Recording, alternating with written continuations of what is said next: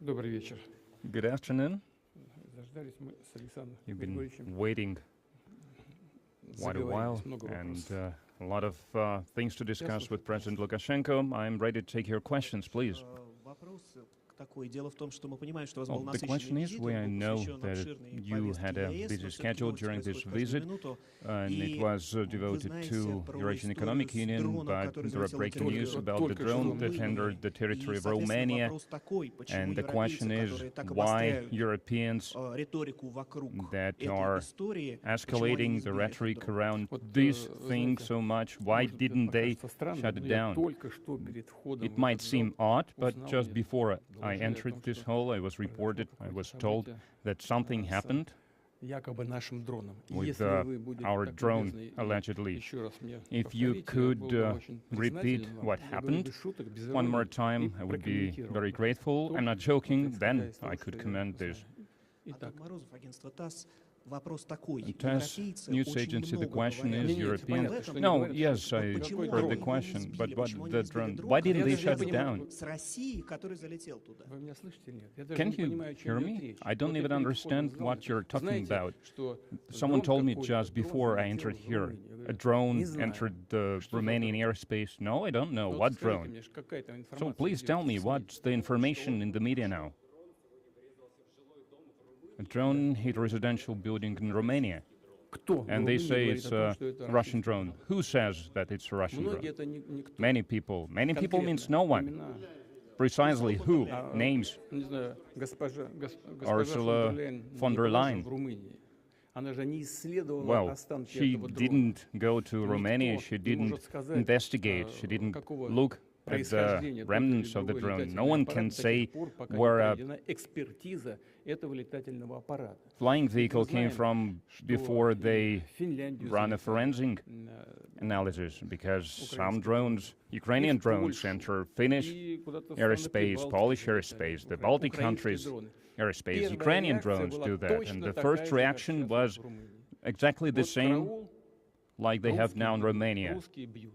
Потом через Russians are hitting us, короткое they время were saying, выяснялось, and что then ничего общего с российскими летательными аппаратами это не имеет. they found out that these drones had Это nothing to дроны do украинского with происхождения, Russia. они Russia had nothing сбились to с do with these курса, drones. They они came под from воздействием Ukraine. рэп или They еще по strayed каким-то off причинам under the из-за influence of несовершенства jammers or for технических whatever данных other нас reason, залетели и тому maybe подобное. some technical В error. данном случае, думаю, or что, скорее deficiency. всего, речь идет And именно I о такой believe that ситуации, но The same is happening here, has happened here. And until we receive some objective data, like the data that we handed over to the representatives of the American administration, the data and the debris of the drone that hit the residence of the Russian president, so we gave the findings. If we receive these data from them, and then we can share our estimates of what happened. Don Vernitsky, Channel 1, if you could sum up your state visit to Kazakhstan. And the second question, a lot of documents were signed, including the one on the construction of a nuclear power plant here, and on the state expert loan that is going to be issued by Russia to fund the construction. Is it profitable for Russia to pay our own money to build a plant here? Because Kazakhstan seems to be a wealthy country. Well, conditions of the funding are, in this case, are similar with all the other transactions and deals and operations in all the other regions. It's a standard international practice. If someone is doing something, then, as a rule, this country earmarks some funds. In European countries and in our countries, we now have these loans that are earmarked to support domestic export, in this case, export of commodities and services. So it is profitable for us. What I mean is, we are not giving this money away. We are loaning this money. And we are going to get this money back to our budget because there is an interest rate which is normally the case, and the interest rate is quite acceptable. It's in line with all the international standards. And then we have our plants and factories receiving the orders to manufacture something, and then in the future we also service, maintain the plant, we provide spare parts and fuel and so on. So it is profitable for Russia, also because we have a long-term cooperation with Kazakhstan in the field of raw uranium, and it is profitable for us because Kazakhstan is one of the countries with one of the largest uranium deposits. And it is profitable for Kazakhstan as well because logistics, everything is located nearby. We are partners in the field of nuclear energy. So it is also profitable to make progress in this regard, so we are not just supplying fuel and also receiving the technology. It is important for all the partners of ours, including Kazakhstan. We are not just building something using the state loan. We are establishing an industry. We are training personnel. We are attracting local employees to work there. I don't remember how many of them will be in Kazakhstan, but at least 25% of all the works that are to happen during the construction works. So that's something that our partners are in charge of. We supply fuel, we dispose of the spent fuel, and we discussed how we can think together and supply the fuel to this plant together, because 20% of the energy consumption in Kazakhstan will be satisfied with this nuclear, covered with this nuclear plant. So it is profitable for the both sides. We've been drafting this agreement for a long time. We've been looking for a compromise, so a lot of work was done to make it profitable for both Russia and Kazakhstan. And there was a question about summing up this state visit. We are happy with this visit because we drew a line, because we discussed what was accomplished. We have a record high trade turnover,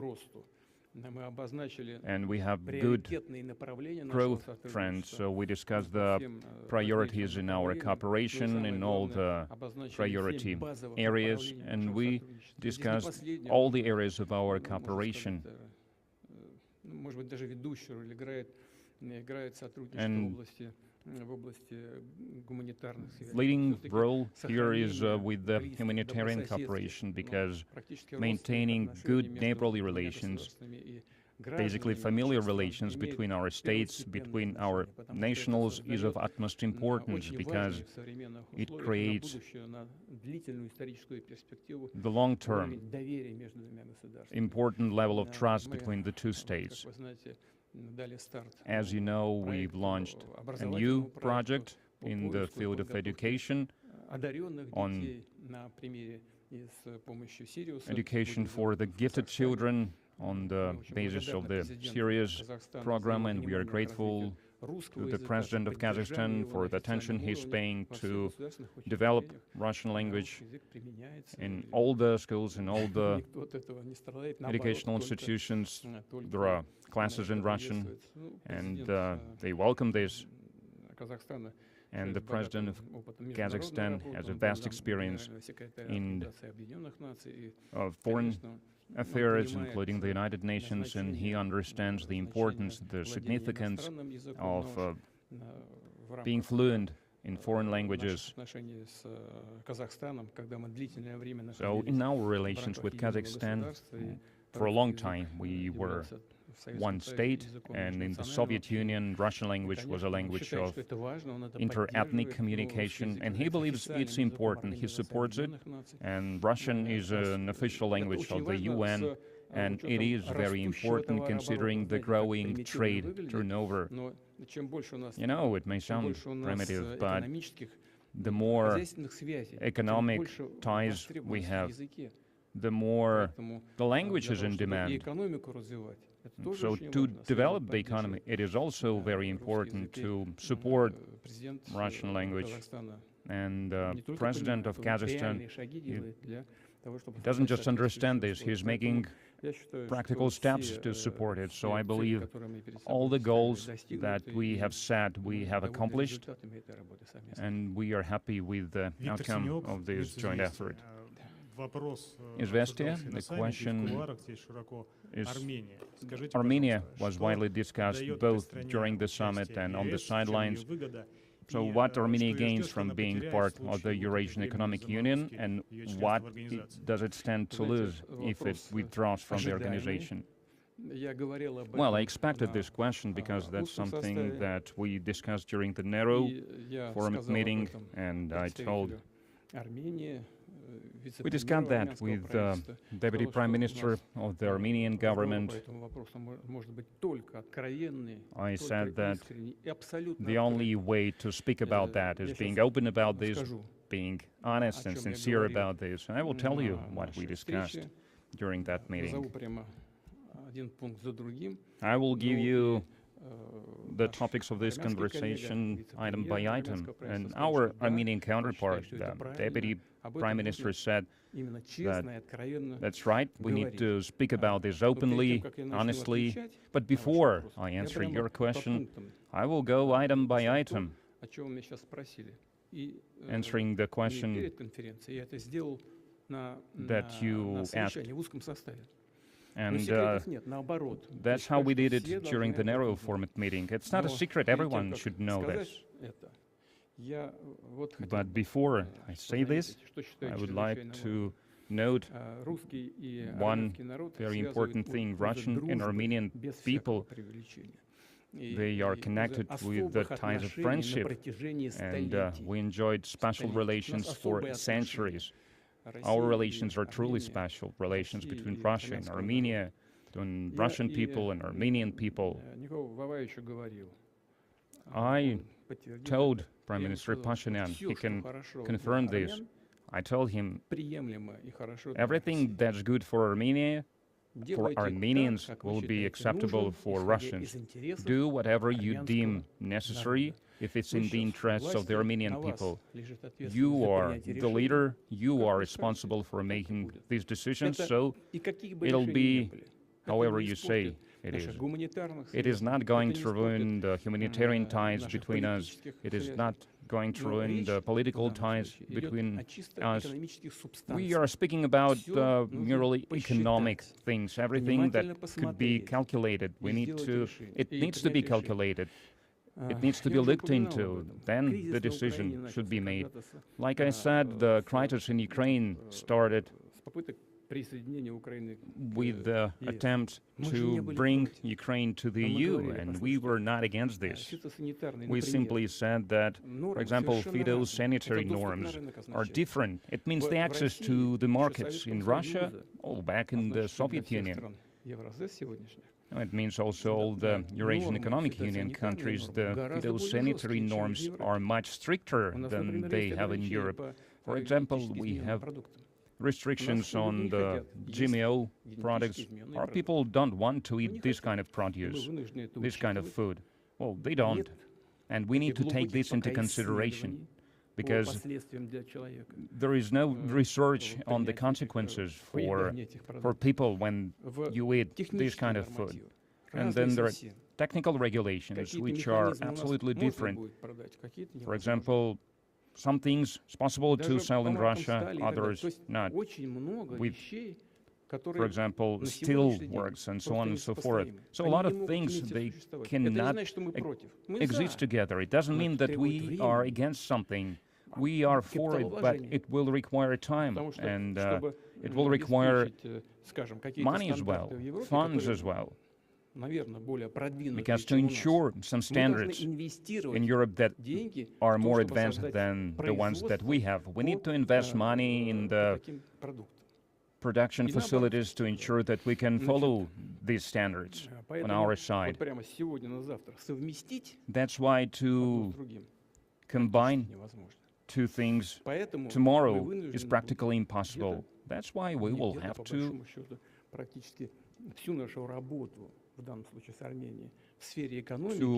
if we speak about the cooperation in the economy, about the integration of the economy, we will have to put it on hold. So you were asking about what do they have to gain. So it's something that is up for discussion, but I can explain our perspective. And I'm not only speaking about Russia, but the rest of the Eurasian Economic Union member states. So what's the advantage of being part of this union or entering this union, joining this union? It's an access to a large protected market across the entire Eurasian Economic Union space, Russia and other states, tariff-free trade, common technical and phytosanitary norms and regulations, simplified logistics. We do not have common borders, but moving the commodities and the goods and the services, they are being done in most profitable way. The low energy prices, 600 euro in Europe and 150 something. Well, you cannot compare these two numbers. I'm just going item by item, because everyone is speaking about energy now. It is important, but this is not the only advantage you get. Investment. In accordance with the EU bank data, $4.9 billion of investment were made into Armenia, and 86% of those came from Russia. And we are not taking into consideration here the capitals that originated from Russia. They are not coming directly from Russia, but representatives of the Russian business structures, they are investing into the Armenian economy. But, well, 86%, actually, the number is much bigger. And the European partners promised to invest 2.5 billion euro. Who is going to invest? When are they going to invest? And still, 2.5 is less than 4.9.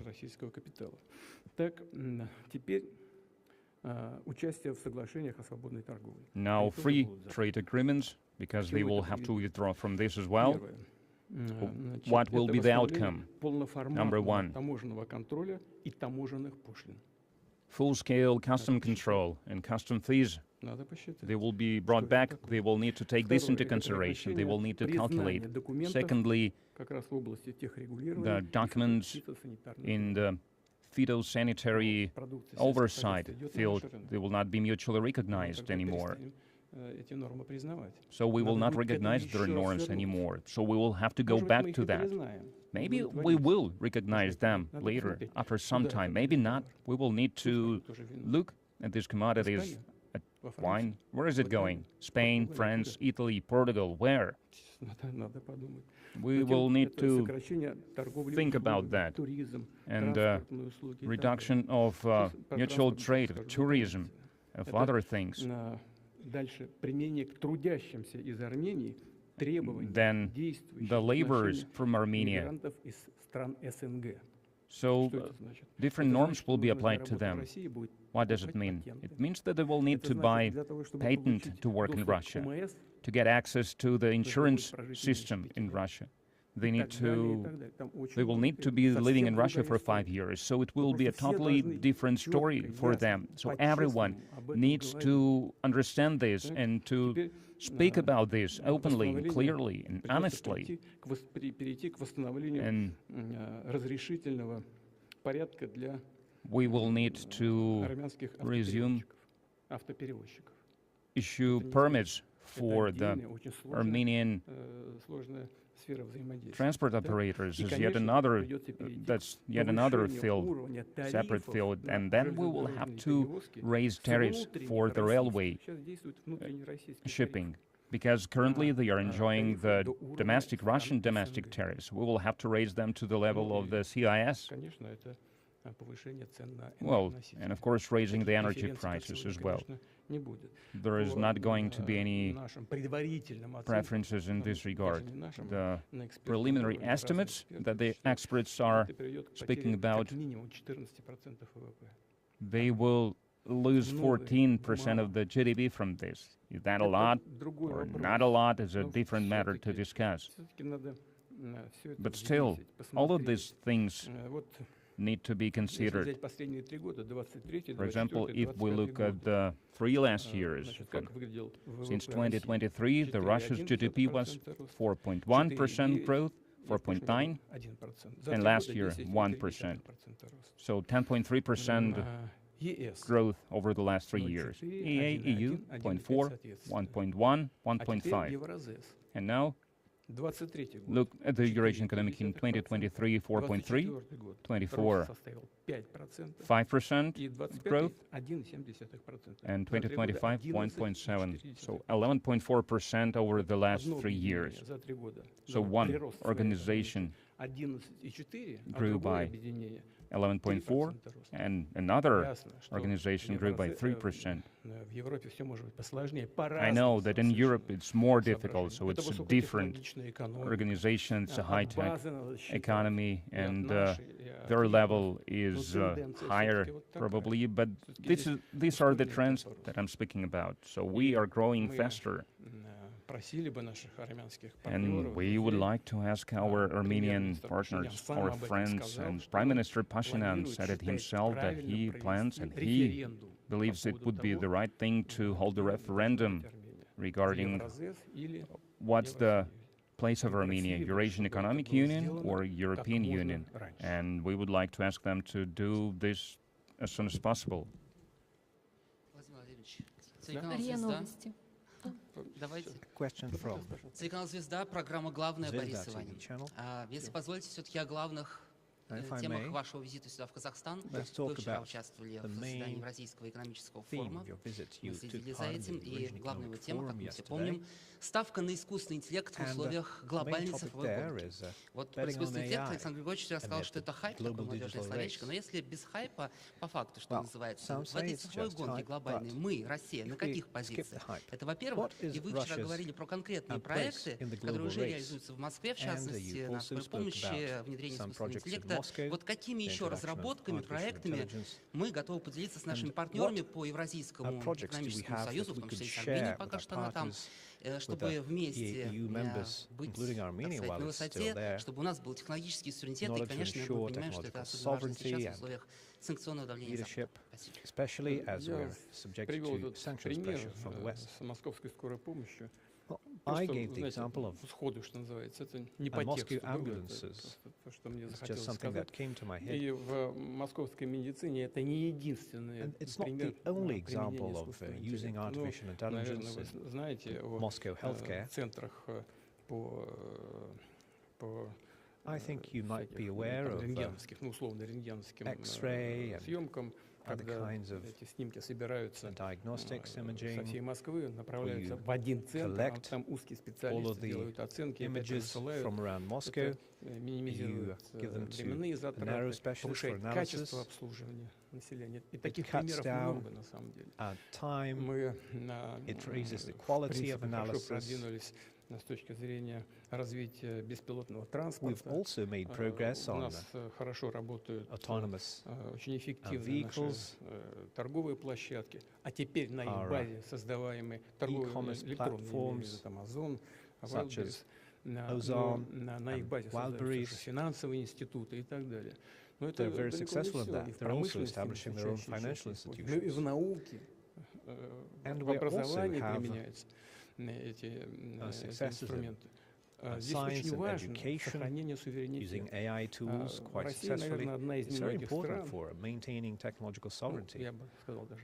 I think Russia is one of 3 countries who have an actual chance at developing a sovereign artificial intelligence and who are actively doing that.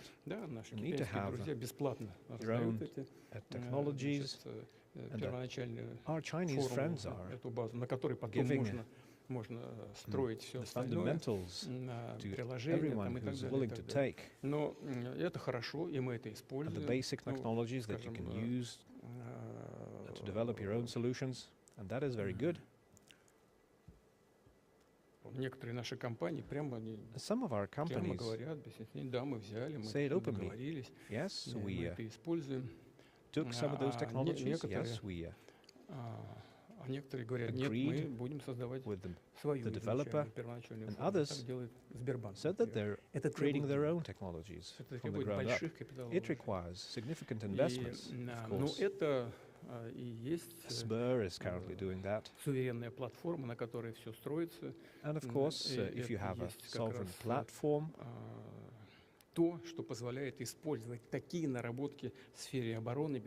you will be able to use these kind of technologies in defense, in public governance, and in other critical fields. We're one of the few countries who are actively doing that. Of course, it would be much easier and more effective if we could join forces with our partners. And I'm, of course, talking about EU partners, first of all. And it's something we discussed during our informal conversations. Various formats were proposed, and it's attracting significant interests. We have historically had very good relations and high level of trust. We are willing to share the know-how with our friends and partners so that EAU countries can create their own national platforms. And we are fully prepared for cooperation in this field, including in critical areas. As I said yesterday, you need more than just investments for AI. You need a lot of energy too. Google is now planning to build its platforms with an output of 1 gigawatt each, I think. We have our nuclear generation capabilities. We have hydropower, including in Siberia, in the north, where the climate is cold. We have lots of natural cooling. So we have a clear competitive advantage. And there are many beneficial factors that we can enjoy. And we're ready to use that. We're ready to share with our EU partners, and our friends and partners are interested. A question from RIA Novosti. Мы слышали все заявления участников сегодняшнего саммита, но позвольте узнать о ваших личных впечатлениях. Сохраняют ли страны-участницы ЕАЭС заинтересованность в углублении интеграции?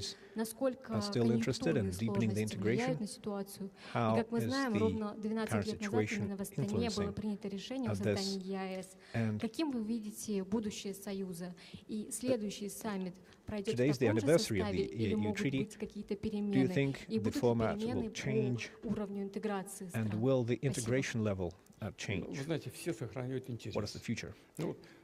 Well, I think the interest is maintained from everyone's side. The case of Armenia has just been explained.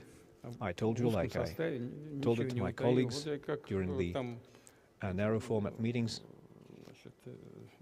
I held nothing back. I just used the same notes that I used during the discussion with them, so there is no secret about this. So the interest from all of our partners is sustained. It's now becoming even stronger because the countries who are active and who are participating in actual work, they are seeing positive results, they're seeing the positive outcomes, and they're interested in continuing this positive trend. As to how future will look, now of course we will all like to see a high-tech future, not limited to supplying each other with food or fuel, which is of course important for food and energy security, but we would love to see high-tech and value-added products. And this is one of the reasons why the Kazakhstan chairmanship has prioritized artificial intelligence during this meeting. It's one of the key pillars of future development. I hope this will materialize. And if everything goes well, we will meet in December in St. Petersburg. Can I ask a question, please? Пожалуйста, вы между собой там определитесь. Тогда вопрос, чтобы... You can decide among yourselves. Я как раз про Кира Латыхина, «Российская газета». У меня как раз вопрос про Санкт-Петербург. На следующей неделе стартует другое крупное международное мероприятие. Это Санкт-Петербургский международный экономический форум. Вы каждый год на нем выступаете с программной речью. Наверняка в этом году будет то же самое. Будет тоже масштабная программная речь. И вот хотелось бы знать какие-то подробности. Может быть, вы с нами поделитесь темами, которые вы хотите там like to share the topics that you're likely to touch upon in your keynote. And do you expect any of your EAU colleagues to attend? Well, as to the part of your question субстантивного наполнения, содержания, substantive content of the keynote. Well, I don't think I will tell you because otherwise you won't come to listen to it yourself. But as to our partners, to our EAU partners, they come every year. This is something that we are also expecting. This year we expect to see large delegations and an EAU observer, an EAU observer state will be the main guest of the forum. A question from Mir TV channel. You mentioned saying that if a tiger thrives in a country, anyone will thrive. Kazakhstan and Russia exchanged shared tigers. What significance does this have? Well, we prize nature and we are actively working to protect nature. Now, of course, we didn't personally hunt down the tigers so that their population declined, but we lived as part of a single state, so we bear common responsibility. And it is now something we can do together. We can replenish their population and help the environment in other aspects. I will give you an example from a country outside the EU. Tajikistan gave us snow leopards during its time, including and now we have a population, including in the Caucasus. There are many other examples. I also mentioned various humanitarian and cultural fields. It's something where cooperation is also Андрей Колесников, газета «Коммерсант». A question from Kommersant. На последней пресс-конференции 9 мая вы сказали, что, по вашему мнению, дело на Украине идет к завершению. Не могли бы вы пояснить, что вы имели в виду? А то с тех пор, вот как вы это сказали, собственно говоря, все ломают себе голову. Ever since you said that, everyone has been racking their heads trying to understand that.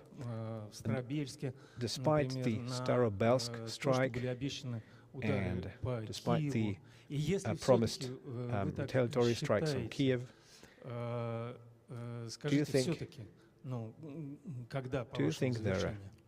do you think we should expect an end, and where could that happen? Well, as to the timelines, I think both you and your colleagues realize that naming specific time frames while the combat is ongoing would be a mistake. It's not something that is done, and it's not something I am going to do now. You mentioned the Starobelsk strikes and the attempts to hit Russian territory and in other places. Well, since the West is supplying them with drones, it's made so much easier. They can just take another one out and press the button. But it means that we must strengthen our systems, and it's something that we will continue to do. But as to my statement that this is coming to an end, I made that statement based on a thorough analysis of the situation on the ground. Our troops are advancing every single day. In every direction. And going back to Starobelsk, I watch foreign TV channels from time to time to see what kind of a media landscape there is and what the international viewers have to watch. It's a disgrace. They're openly deceiving their citizens. When we made this strike in response to their atrocity against children, we struck the Kiev region, and the Kiev strike was covered from early morning to late at night. Russia is an aggressor. They caused so much destruction. You, as the media, I would say, should be ashamed for your colleagues. They didn't mention the tragedy in Starobelsk even once. The fact that children died, that it was a targeted attack against our children. They pretended that this never happened. So, are they informing the public? No. They're making fools out of their audience. So they are showing showing the drones that the Ukrainian army uses and say that they're making huge successes. And they say that those drones are expensive, hinting that the citizens must pay. So is it a public interest broadcast? No, I wouldn't say that. Now, going back to the situation on the battlefield, I think what we're seeing right now allows us to say that the situation is coming to an end. Can we... question from Russia TV. European politicians and leaders say that they're preparing for war with Russia every day, even naming a date. And so the logical question is, are we preparing for a war they're trying to wage against us? Well, as to European politicians saying that they're preparing for a war with Russia, that is just nonsense.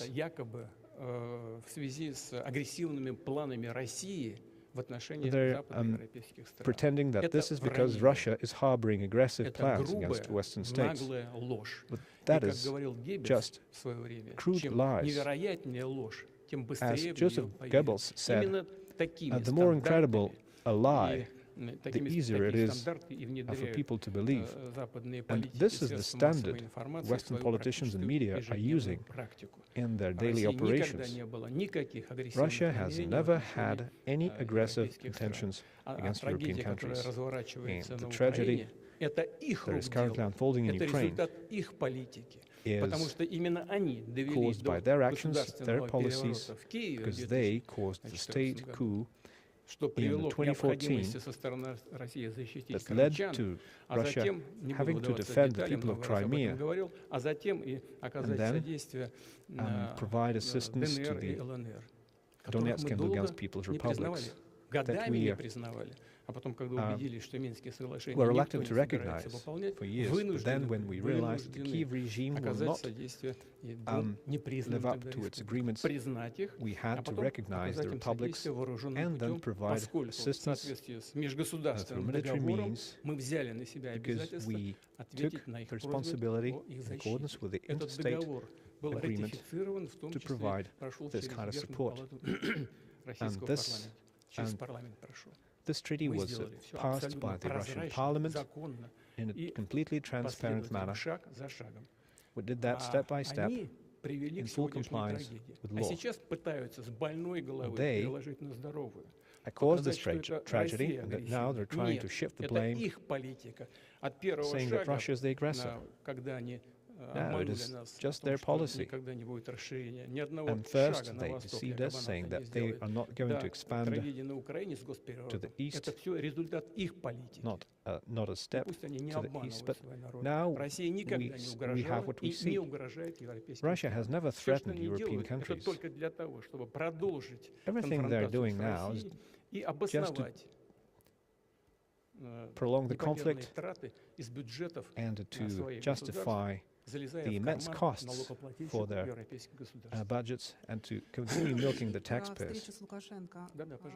Could you give comments on the meeting with President Lukashenko? You talked for 1 hour and a half. So maybe you could share with us the topics, the things that you discussed. Probably President Lukashenko shared his conversation with President Macron. And maybe you discussed who could be part of the dialogue between Europe and Russia.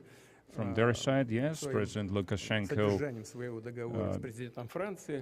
said about his conversation with the President of France, but I don't think it would be proper to discuss it now, because that was a phone conversation between the two presidents. And President Lukashenko did that because President of France wanted him to do that. But I'm not sure if I have the right to disclose the things that they've discussed. I'm sorry. Anastasia Volodina, RT.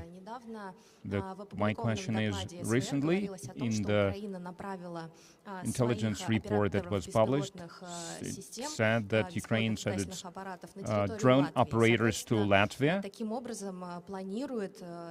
and so they are planning to launch strikes against Russia from there. If we register, if we see that these strikes are taking place, what will happen? Well, every place from where the direct military threat is emanated towards Russia, it's a lawful, legal target for us. How do you estimate the state of the negotiations, considering what happened in Starobelsk and the fact that President Trump is busy with other things? Well, it is put on hold, as they say. We maintain certain contacts. I'm not going to hide it, but there are no negotiations per se. Even though we are open for talks, we have never refused to have talks. We were not the ones to stop them. We are ready to go on with them.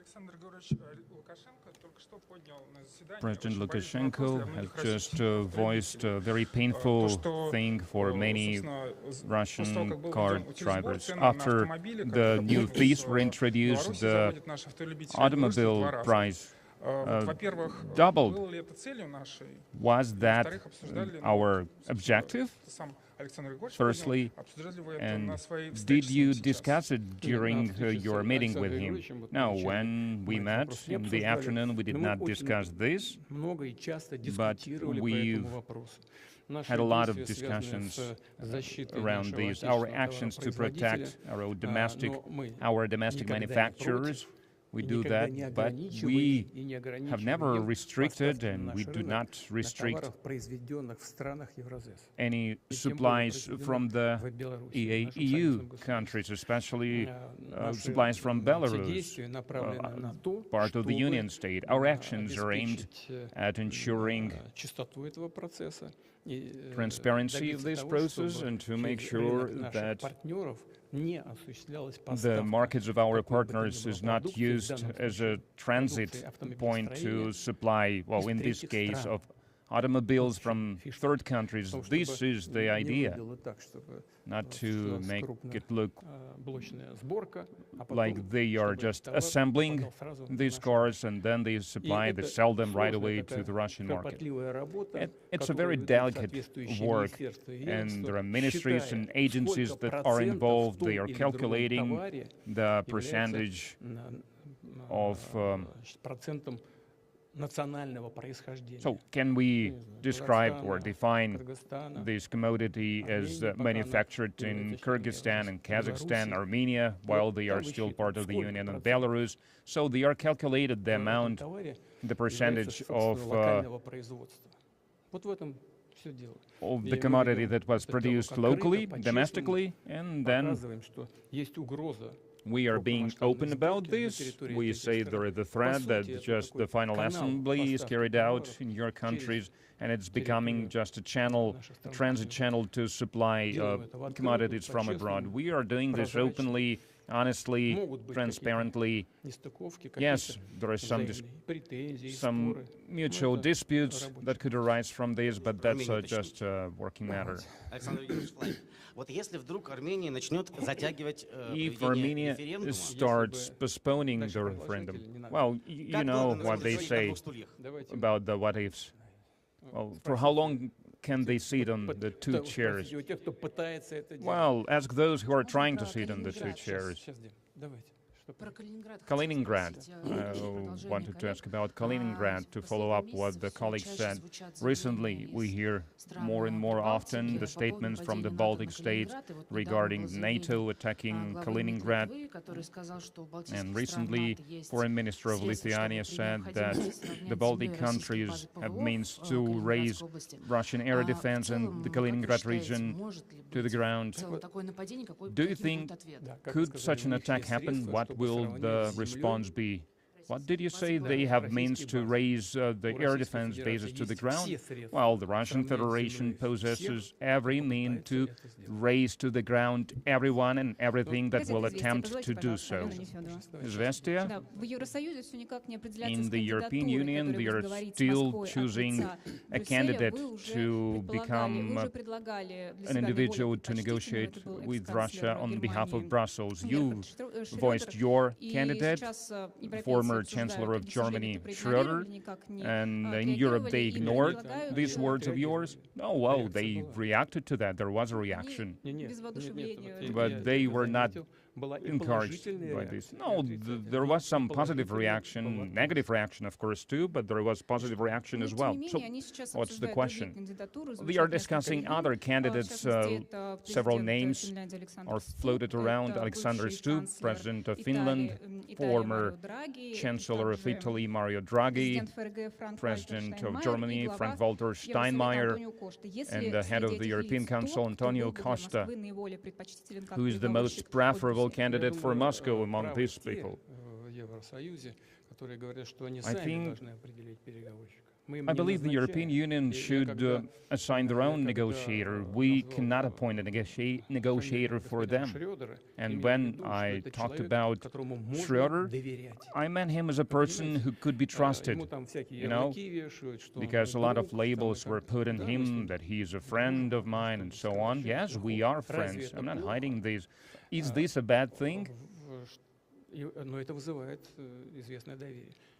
But, well, that's why there is trust. And despite our friendship, he has always, and I would like to emphasize this, I would like you to hear this, and people in Germany hear this, he always put the interests of the German people and German state on the first place. When we started the Nord Stream construction, the pipeline construction, was that a bad thing for the German state, for the German economy? And now when they refuse to buy our energy, is this better for them? Now they are trying to receive oil from Kazakhstan, but it's going through our territory. I'm not going to list all the things that they did. They are trying to restore something, and Schröder did what he did with the best interest of the German people in mind. And we did not agree about everything. We had disputes, we had disagreements, we had misunderstandings, but we were always looking for a compromise, and we have always found one. This is the person you can negotiate with. But we are not the ones who choose. I've just mentioned the person. Someone like Schröder could become a candidate, I said. It's not up to us to find a negotiator. But we will have to meet with an individual they choose or not, then that will be up to us. And we'll see, because they are not suggesting anyone. When they suggest someone, we'll see. Do we want to meet with them or not? Can we trust them or not? Because we held negotiations in Minsk, we signed the Minsk Accords, and now we learned that they were signed just to gain time to arm Ukraine, but not to resolve all the issues via peaceful means, something that we were always striving for. Thank you. That's enough. Thank you. Goodbye. Thank you.